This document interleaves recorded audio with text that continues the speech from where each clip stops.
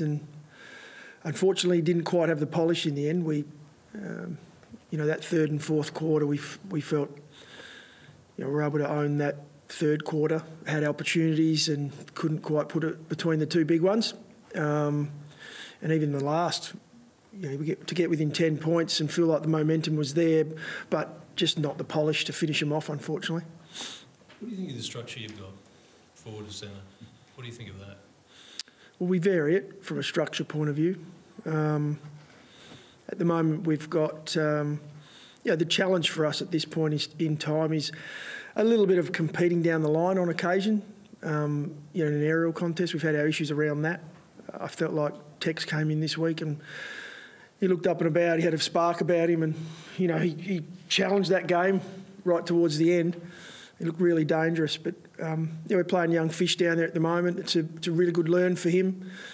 We're hoping that sort of sets him up going forward. He's played a bit down back and he has played both in the juniors, so and it's a challenge for him. He's come up against some fantastic opponents, which you will every week.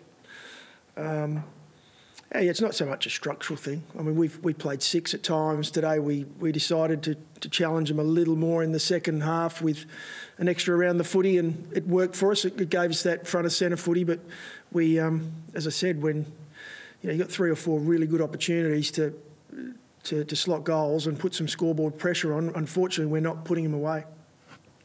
Is that one of the main worries, that transition from the back half to the forward half? It seems, from where we sit, which is a long way away from it, but it seems not stagnant, but there's just no synergy, I guess. And flowing on from that, how hard is it to get that when you can't actually train as a full group?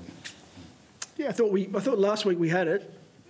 So it's you got to be careful not to throw it all out after 1 week. Tonight was tough. We struggled to move the ball laterally. I thought we seemed to have numbers there. St Kilda were they were strong in that area, shutting down switch, shutting that corridor down on us. But I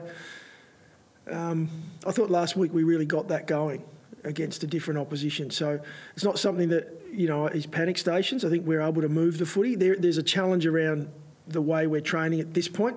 The amount of sessions we get as a full squad and being able to do full ground ball movement, but everyone's in the same boat. Tonight it didn't quite click for us. Being able to move that footy. I thought St Kilda, took the ball down the line a fair bit on the night, and they seemed content to do that, and they scored. They were able to score on us a number of times where they kicked the ball long down the line, and we got ourselves far too high. They were able to beat us out the back.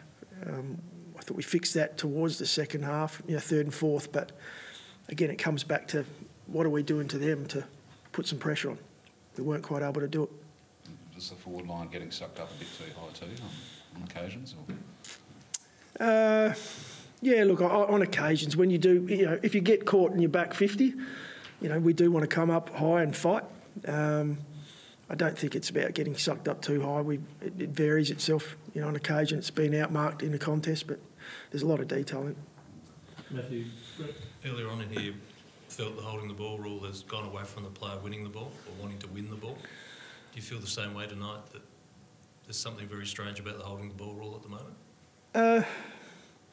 It's a hard one to comment on. It was an interesting night from that perspective. There were a couple where, slippery, a player doesn't have a lot of choice to go to ground, but like the game, it's umpiring the game's pretty tough. So, I won't comment on the umpiring. Probably best I don't, but I think some of the decisions are tough, are tough ones in themselves. But do you actually understand the rule? Yeah, I believe I do. It's part of my job. What should it be? It's got 5 clauses and they seem to contradict themselves at times, but what should the holding the ball rule actually emphasise? What do you think it should be, Rooch? Because the simple rule is nowadays that we don't want the game slowed up. I don't think anyone likes watching a slow game of footy where it's hold the ball in, hold the ball in, hold the ball in. So I understand what we're trying to do with the game. The issue is when on a tough night where the ball's slippery and players are going to ground and falling over, it makes it a really hard thing to do to adjudicate that. Matthew, what did you make of Matt Crouch's performance? He seemed to get a lot of the footy, but didn't really influence the game. Yeah, didn't really seem to influence the game. Had, I think, 6 turnovers. Yeah, what do you make of his game? Yeah, it was tough for Matty because we had him. Obviously, he's important to us inside stoppage. He's able to get his hands on the ball. Wasn't as effective tonight as what he'd like to be. He's not hiding from that. Unfortunately, their mids were able to get 400 metres gain across the board, which means they're moving that footy forward. Unfortunately, our mids didn't quite have the same penetration out of stoppage. So we'll have a look over that and a close look at it.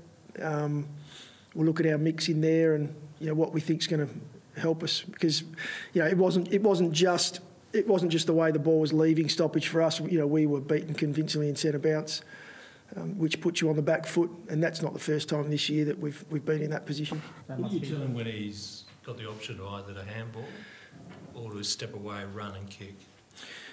We train a number of different methods, but we work a lot on driving legs. We like to take the tackler on and test the tackler out. But he has had a preference to handball. Yeah, well, he's probably looking for an option, but that's something that we'll continue to work on with the whole group, because it's not just Matty. I mean, you can single one out. At this point in time, our clearance work and our stoppage work, we need to get better at.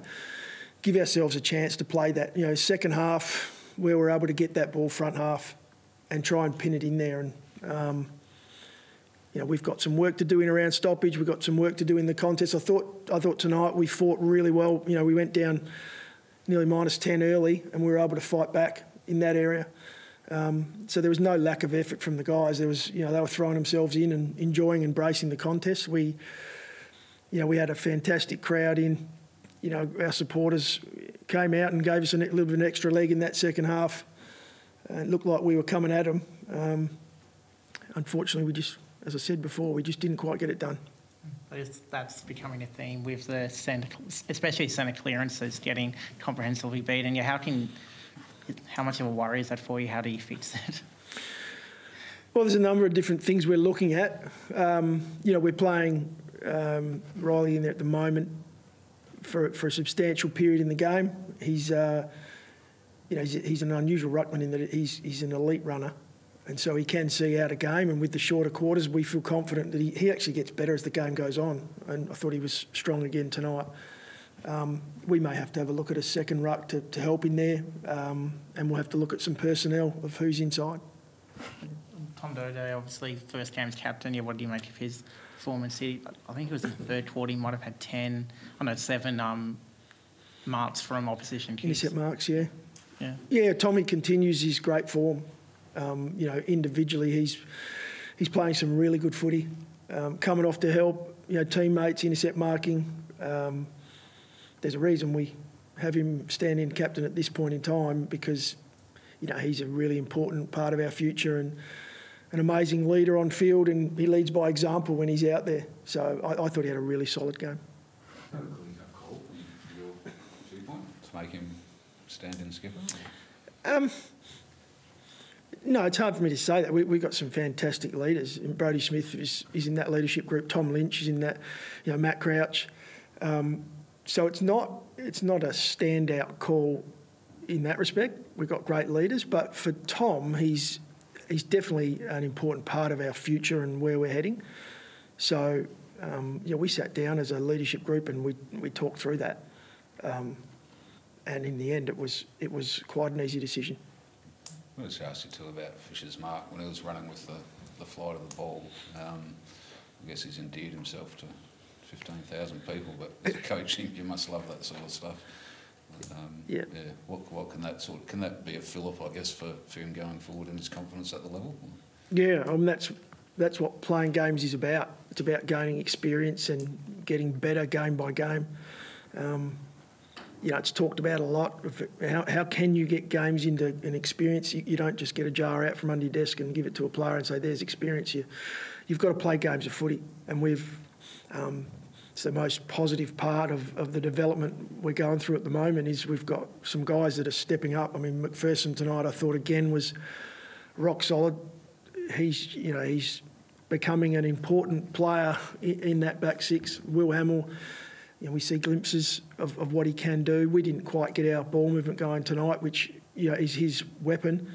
But we're seeing some really positive signs. Chase Jones didn't have a hell of a lot of the football tonight, but when he does, there's something there that's exciting. And these are young guys that they're going to get better and better the more games they play. You see the wheel turning. I mean, the club record losing sequence, I think it is, and we'll start to it'd be easy for, I guess, doom and gloom from the outside. But A, can you see it turning, and B, how do you stop that outside permeating inside to you guys? Yeah. I mean, it's turning. We came here to win tonight, and we're really disappointed that we didn't win. I know I think we had 18,000+ fans here that came to see us win as well. So, that's really disappointing that we didn't get the result we're after. But what we are getting is there are some signs there, some positive signs. We're seeing some development through our younger group. We're working on areas that aren't quite clicking at the moment with some of our older group. We're not hiding from any of that. We're out here to win. We came with a winning mentality tonight, and we took it to them. And we're really disappointed that you get within 10 points and for it to drop away. We tried a few things late in that last quarter that might have opened the floodgates slightly, and they kicked 3 or 4 in the end. So when you get in those positions and you're 16 points down, you got to have a crack at it. So we rolled the dice a little bit, but we saw some positive signs. About that outside noise, does that become a factor? Do you have to block that out of the inside from getting inside, if you know what I mean?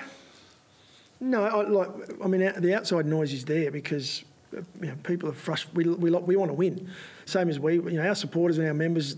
Ultimately, we're here to win. So there's disappointment. So I understand the frustration. We're frustrated as well, but we also know we've got to get back to work. We play in 6 days.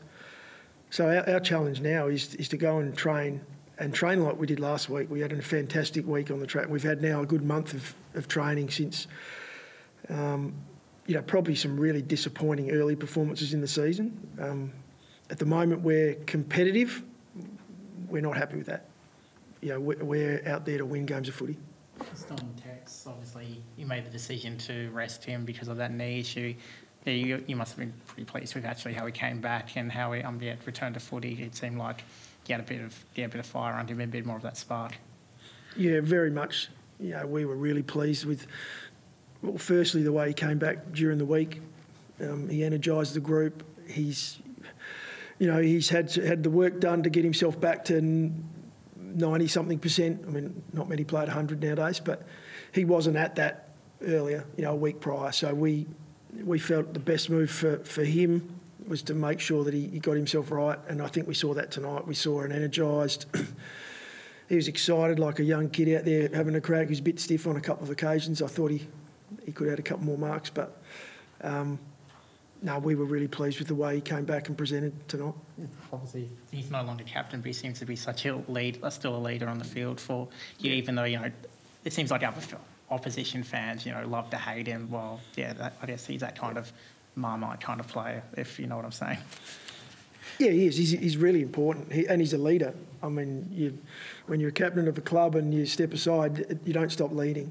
He's a really important part of what we do, both on field and off field. So it was good to have him back.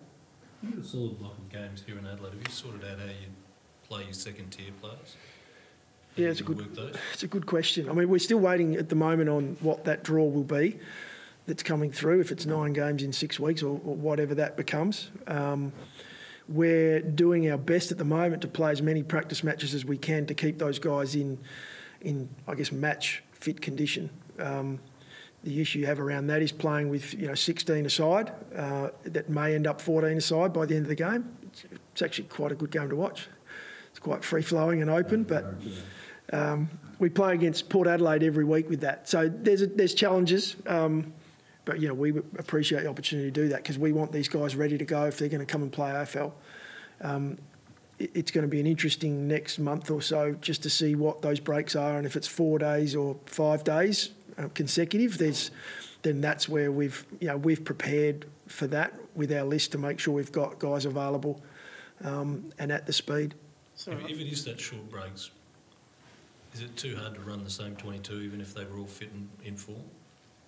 We're in conversation around that, Rich, at the moment with the high performance guys and just around what that would look like. Starting to plan for who of the playing group can get through and who we may need to manage it's going to be a challenge in itself. But our players nowadays, it might just change our training during the week. There'll be a substantial change to that. And at the moment, we're limited in that area anyway. So it may be that we just lighten slightly off during the week, and you're getting your hit of contest on each week, 4-day break, 5-day break. Thanks, guys. Cheers. Thanks, guys.